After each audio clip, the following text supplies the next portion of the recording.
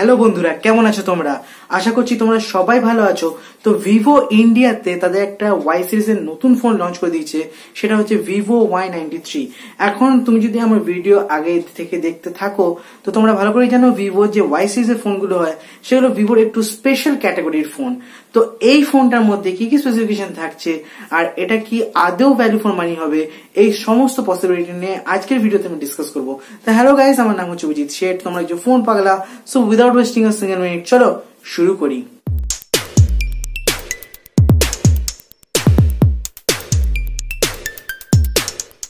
তো সবার আগে এই ফোনটার মধ্যে যা যা দেওয়া হচ্ছে ভালো ভালো জিনিসগুলো সেগুলো আমি বলে দিই।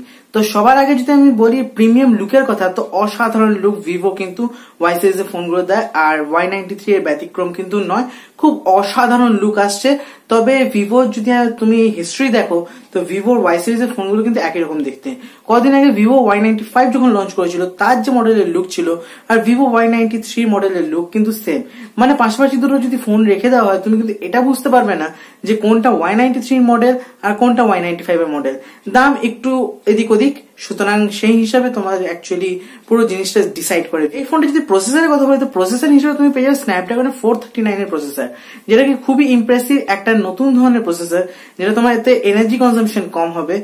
আর অবভিয়াসলি এটা একটা মানে গুড প্রসেসরের মধ্যেই পড়ে, বাট এটা অ্যাকচুয়ালি একটা বাজেট সেগমেন্টের প্রসেসর, মানে খুব বেশি দাম কিন্তু এর হওয়া উচিত নয়। আর যদি আমি ক্যামেরা বলি তো 13+2 মেগাপিক্সেলের রিয়ার ক্যামেরা এই ফোনটার সাথে তুমি পেয়ে যাবে।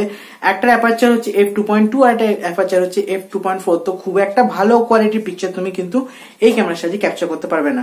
ফ্রন্টে তুমি 8 মেগাপিক্সেলের একটা ক্যামেরা পেয়ে যাবে, সেটা কোয়াইট ইমপ্রেসিভ, খুব একটাও খারাপ নয়, সুতরাং ঠিকঠাকই ক্যামেরা সেকশনে রয়েছে। 4030 mAh একটা বড় ব্যাটারি তুমি এই ফোনটার সাথে পেয়ে যাবে, সুতরাং অবভিয়াসলি ভালো কাজ তো করছে, বাট ফাস্ট চার্জার দেওয়া হয়নি, সুতরাং 4030 mAh এর ব্যাটারির জন্য চার্জিং এ একটু সময় তো লাগবে। যদি র্যাম আর রোমের কথা বলি তো 4GB র্যাম আর 32GB রোমের অপশন তুমি এই ফোনটার মধ্যে পেয়ে যাবে।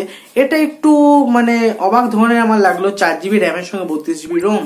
ইন জেনারেল 4GB র্যামের সঙ্গে 64GB রোম দেওয়া হয়, বাট এখানে কেন ভিভো এরকম করলো সেটা কিন্তু জানি না। এবারে আসি ফাইনালি ডিসপ্লে, কারণ ডিসপ্লে নিয়ে অনেক কিছু কথা বলার আছে।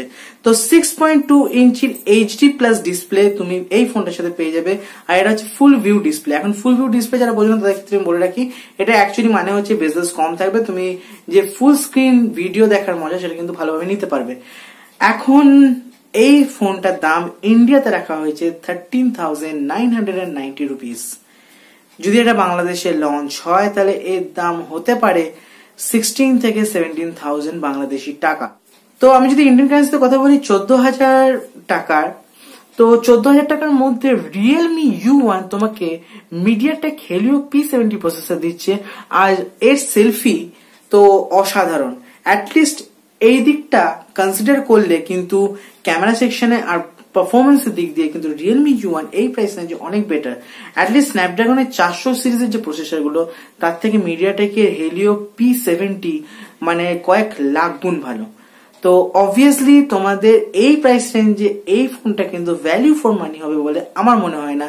এখন তোমাদের কি ধারণা আমাকে অবশ্যই কমেন্ট বক্সে জানাও এই ফোনটার সম্বন্ধে তোমরা কি ভাবো। তো এই হলো আজকের ভিডিও, আশা করি তোমাদের ভিডিওটা ভালো লেগেছে। যদি ভিডিওটা ভালো লেগে থাকে তাহলে লাইক করে দাও আর চ্যানেলটাকে পারলে সাবস্ক্রাইব করে দাও। তো দেখা হচ্ছে পরবর্তী ভিডিও, ততক্ষণের জন্য গুড বাই, জয় হিন্দ, জয় বাংলা।